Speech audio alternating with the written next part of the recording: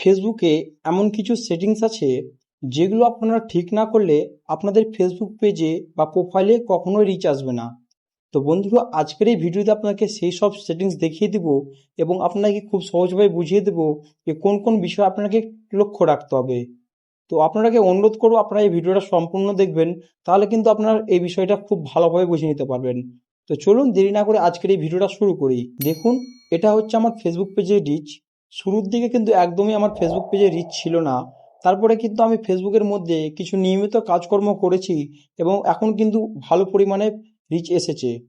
তো বন্ধুরা, কোন কোন বিষয়ের দিকে আপনাকে খেয়াল রাখতে হবে চলুন দেখিয়ে দিই। প্রথম যে সেটিংসটার দিকে আপনাকে লক্ষ্য রাখতে হবে, আমরা ফেসবুক পেজে কোনো একটা ভিডিও আপলোড করার পর সেই ভিডিওতে কোনো একটা কমেন্ট আসলে সেই কমেন্টে যখনই আমরা ক্লিক করি সেই ভিডিওর মধ্যে কিন্তু আমাকে প্রবেশ করে নেয়। তারপরে কি হয়, তারপরে কিন্তু সেই ভিডিওটা অটোমেটিকলি প্লে হয়ে যায় এবং এটা ফেসবুকের চোখে দেখায় আমি নিজের ভিডিও নিজেই দেখছি। এরপরে সেই ফেসবুকের রিচটা কিন্তু আস্তে আস্তে ডাউন হয়ে যায়। তারপর কিন্তু একটা ফেসবুকের কাছে খারাপ ইমপ্রেশন যায় এবং পেজের ক্ষেত্রে কিন্তু এটা ক্ষতি। তো বন্ধুরা, এটা কিভাবে আপনারা সলিউশন করবেন চলুন দেখে নিই। ফেসবুকে আসার পরে আপনারা দেখতে পারবেন ওপরে একটি সেটিংস আইকন রয়েছে, সেখানে ক্লিক করবেন। সেখানে ক্লিক করার পর আপনারা এরকম ধরনের একটা ইন্টারফেস দেখতে পারবেন। আপনারা কিন্তু উপরের দিকে চলে আসবেন। উপরের দিকে আসার পর আপনারা দেখতে পারবেন মিডিয়া বলে একটা অপশন রয়েছে, সেখানে ক্লিক করবেন। ক্লিক করার পর আপনারা দেখতে পারবেন অপশন রয়েছে অটো প্লে বলে। তো আপনারা দেখতে পাচ্ছেন আমার কিন্তু করা আছে one mobile data and wifi. সেটা করলে কি হবে, সেটা করলে কিন্তু আমাদের ভিডিওটা যেটা আমাদের ডাটা বা ওয়াইফাই কানেক্ট থাকলেও কিন্তু অটো প্লে হয়ে যাবে, অর্থাৎ নিজে থেকে ভিডিওটা কিন্তু চালু হয়ে যাবে। এবং যদি আপনারা এখান থেকে নেভার অটো প্লে ভিডিও করে রাখেন, তাহলে কিন্তু আপনাদের ভিডিওটা ম্যানুয়ালি চালু করতে হবে, অর্থাৎ আপনাকে নিজে থেকে কিন্তু ভিডিওটা চালু করতে হবে। তো আপনারা অবশ্যই এই সেটিংসটা করে রাখবেন। পরবর্তী সেটিংসটি হচ্ছে ফ্ল্যাগ কন্টেন্ট। অনেক সময় কি হয়, আমরা এমন টাইপের ভিডিও আপলোড করি যেগুলিতে ফেসবুকের চোখে কিন্তু খারাপ ইফেক্ট পড়ে, অর্থাৎ সেই ভিডিওটা ফেসবুক প্ল্যাটফর্মের জন্য সঠিক নয়। এক্ষেত্রে কিন্তু সেই ভিডিওতে ফ্ল্যাগ কন্টেন্ট চলে আসে।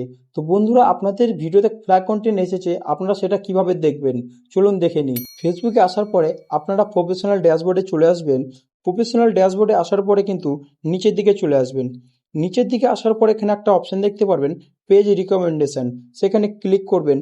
ক্লিক করার পর এখানে কিন্তু আপনারা দেখতেই পাচ্ছেন রিকমেন্ডেবল দেখাচ্ছে, অর্থাৎ কিন্তু আমার ফেসবুক পেজটা ঠিক রয়েছে, আমার কোনো ভিডিওতে ফ্ল্যাগ কন্টেন্ট আসেনি।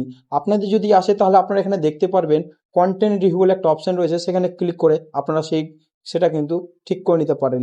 তো বন্ধুরা, আপনারা এটা কিন্তু মাঝে মধ্যে চেক করবেন।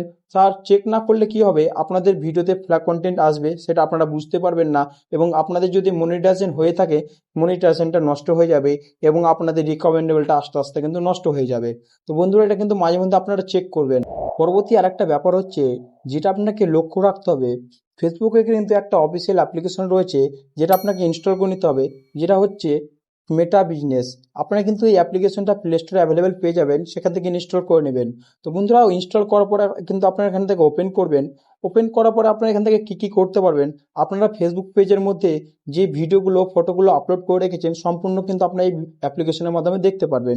তো বন্ধুরা, আপনারা কী করবেন, এখানে টুলসের উপর ক্লিক করবেন। ক্লিক করার পর কিন্তু এখানে একটা অপশন দেখতে পারবেন সেটিংস, সেখানে আপনারা ক্লিক করবেন। ক্লিক করলে এখানে একটা অপশন দেখতে পারবেন নোটিফিকেশন বলে একটা অপশন রয়েছে, সেখানে আপনারা ক্লিক করবেন। দেখতে পাচ্ছেন কিন্তু এরকম ধরনের একটা ইন্টারফেস খুলে গেছে। এখানে যতগুলো অপশন রয়েছে সব কিছু কিন্তু আপনারা অন করে রাখবেন। নিচে কিন্তু একটা অপশন দেখতে পাচ্ছেন সাজেশন, এটা কিন্তু অবশ্যই আপনারা অন করে রাখবেন। এটা অন করে রাখলে কি হবে, এই অন করে রাখলে কিন্তু আপনাদের যে ফেসবুকের পেজটা রয়েছে সেই পেজটা কিন্তু অন্য পেজের নিচে কিন্তু সাজেস্ট করবে। এক্ষেত্রে কিন্তু ফেসবুক পেজের রিচ কিন্তু আসার অনেক সম্ভাবনা রয়েছে। আপনাকে এই ভিডিওর মাধ্যমে যেইগুলো সেটিংস আপনাকে দেখালাম সবগুলো কিন্তু আপনাকে খেয়াল রাখতে হবে এবং আপনাকে নিয়মিত কিন্তু ফেসবুক পেজে ভিডিও আপলোড করতে হবে। তো আশা করি এই বিষয়টা আপনারা ভালোভাবে বুঝতে পেরেছেন। যদি এই ভিডিওটা ভালো লেগে থাকে তো অবশ্যই একটি লাইক করুন, আর আমাদের এই চ্যানেলে যদি নতুন হয়ে থাকেন তো চ্যানেলটা সাবস্ক্রাইব করে পাশের বেল আইকনটাকে অবশ্যই ক্লিক করে রাখুন এবং বন্ধুদের সাথে কিন্তু অবশ্যই শেয়ার করবেন, তাহলে কিন্তু এই বিষয়টা বন্ধুরা খুব ভালোভাবে বুঝতে পারবে। তো আজকের জন্য এইটুকু, আবারও দেখা হচ্ছে একটা নতুন ভিডিওতে।